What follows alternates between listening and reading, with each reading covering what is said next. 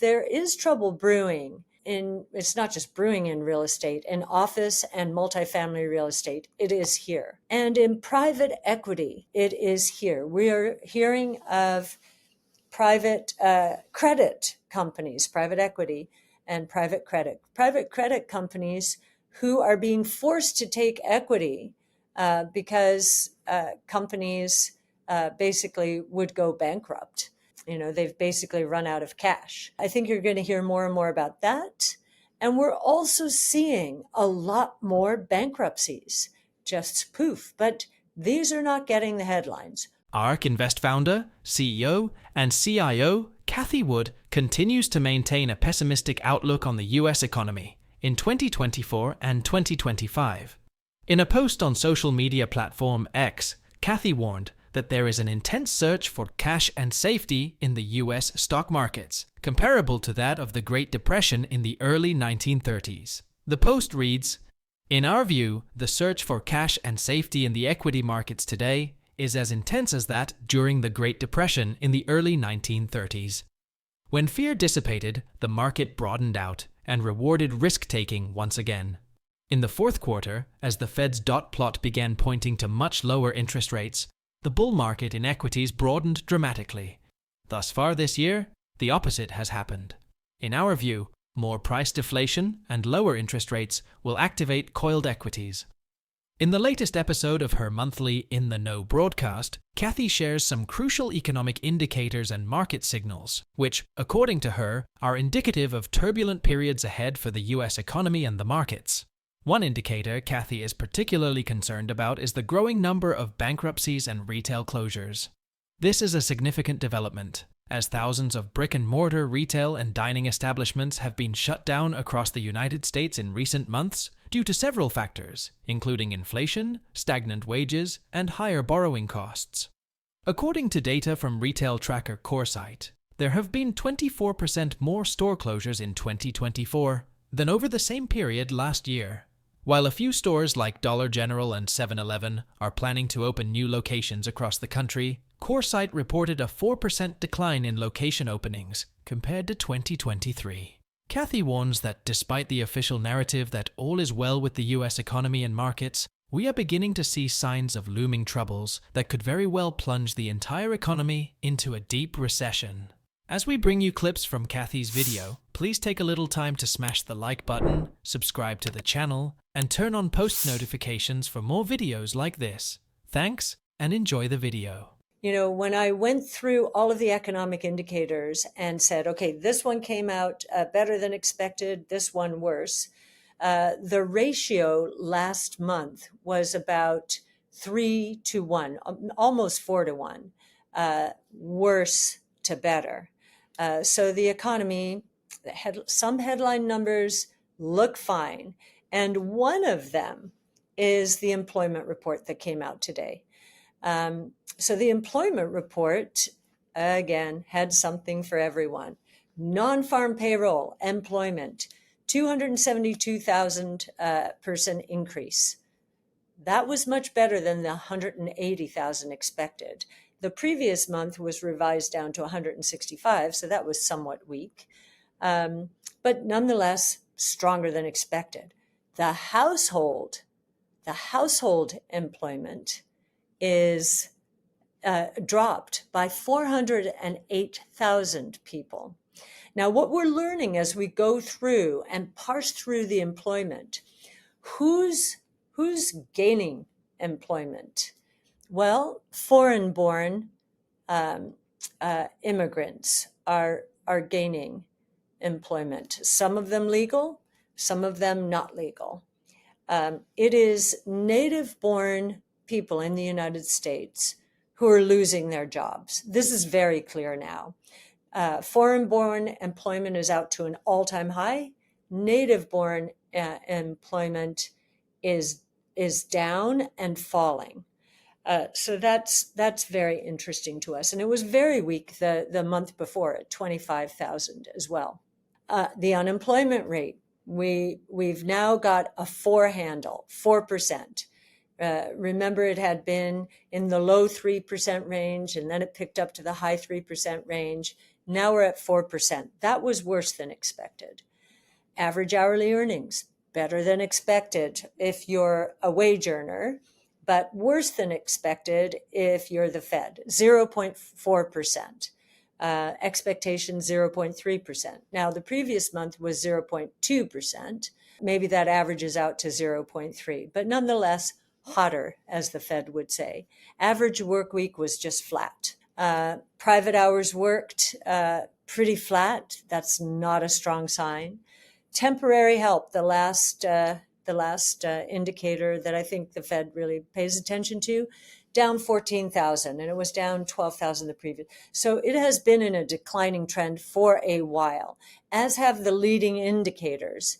I think when history is written and these data are revised, and they are usually revised after a year and then especially after 5 years, I think this rolling recession that we've been talking about will have turned into an outright recession sooner than the statistics have been representing. So, and you know what also explains that is earnings reports. Earnings reports, sure, there are some great earnings reports. Walmart has had great earnings reports. Most other retailers have, and Costco as well, most other retailers, terrible reports. As these headline numbers come out and these headline stocks report, I think the sense that is that all is well. But when you dig into more earnings reports, you will see that is not true and that margins are coming down. And that we think is going to accrue to the benefit of innovation. Innovation solves problems. Technology is going to help increase productivity and keep those margins as high as possible. The S&P Global Market Intelligence recorded 62 new bankruptcy filings in May and 275 year-to-date filings for 2024. Just 2 filings lower than the 277 filings recorded during the same period in 2023, despite loosening borrowing conditions. 637 bankruptcies were filed in 2023, just 1 filing lower than the very chaotic 2020, and the third largest recorded since 2010.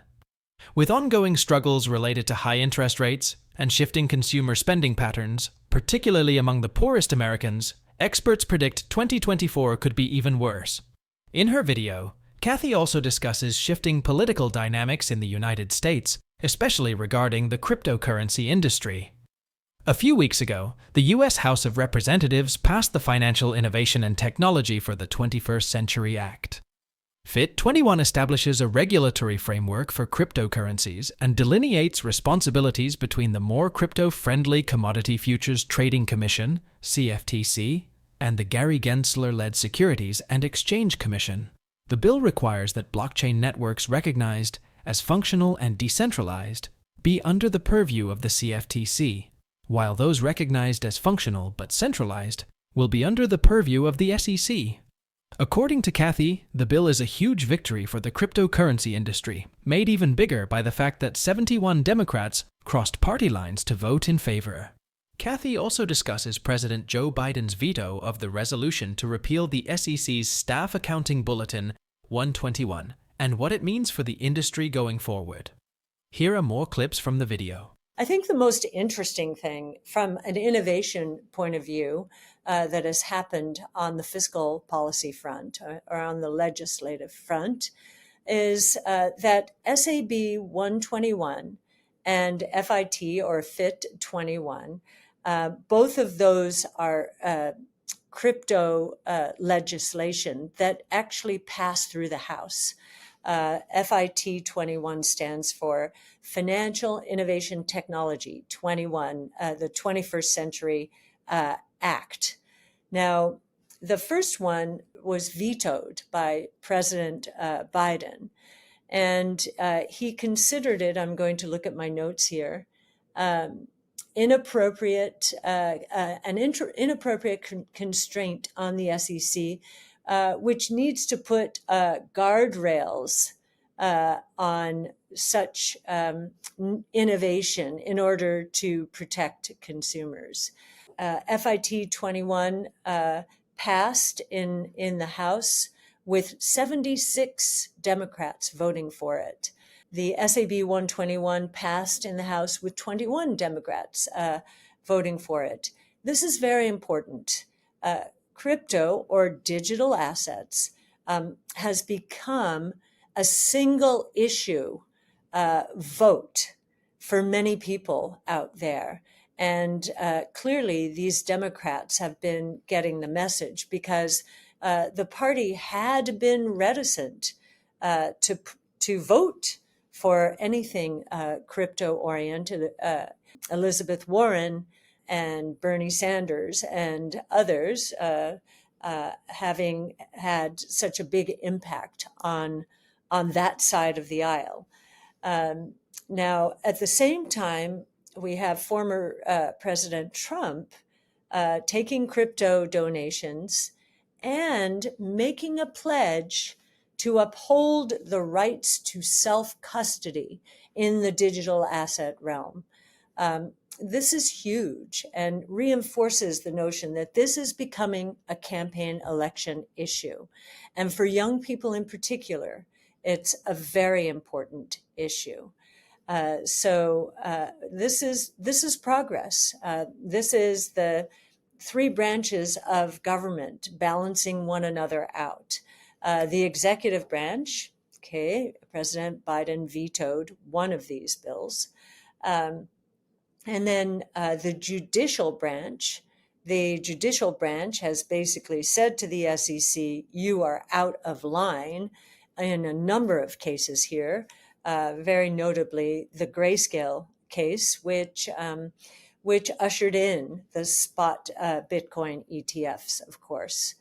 And so we're focused on it and happy that it's an election issue, as these pieces of legislation passed the third branch of government, at least one part of the branch, that's the House.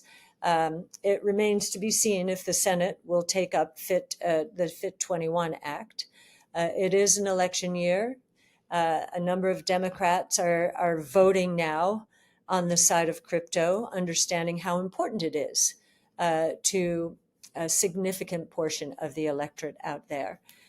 So that's the most important thing that's happened on fiscal policy. And normally we're not talking about innovation when it comes to fiscal policy. We're talking about taxes and spending and so forth.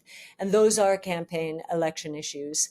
But we'll get more into those as the campaign year progresses here. A few years ago, nobody would have thought that crypto would become a mainstream political issue in the United States, especially not after what happened with FTX and other crypto-related firms in 2022. Yet, not even 2 years after the collapse of the cryptocurrency exchange and its sister firm Alameda Research, the U.S. Securities and Exchange Commission has approved several spot Bitcoin ETFs and is on the verge of doing the same for spot Ethereum ETFs. Presidential candidates, including former President Donald Trump, are also showing support for cryptocurrencies to sway voters. We are only about 6 months into the year, but it's already been such a historic one for Bitcoin and the overall cryptocurrency space. Do you think the US economy is heading for more periods of uncertainty and chaos? Please share your thoughts on Cathie's predictions and outlook on the US economy in the comments below. Also, ensure you give this video a thumbs up, subscribe to the channel, and turn on post notifications for more videos like this. Thanks for watching.